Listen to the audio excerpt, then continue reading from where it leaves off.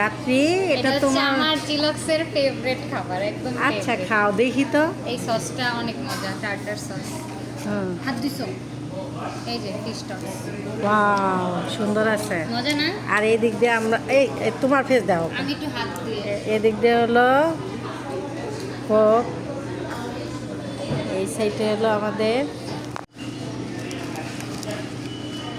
এদিকে সব খাবো আমি, খায়া খায়া মোটা হয়ে যেতেছে।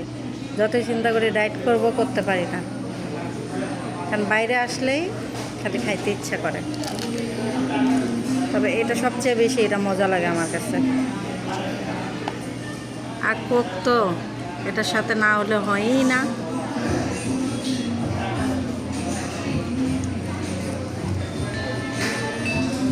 ওকে বাই, সবাই ভালো থাকবেন, আল্লাহ হাফেজ।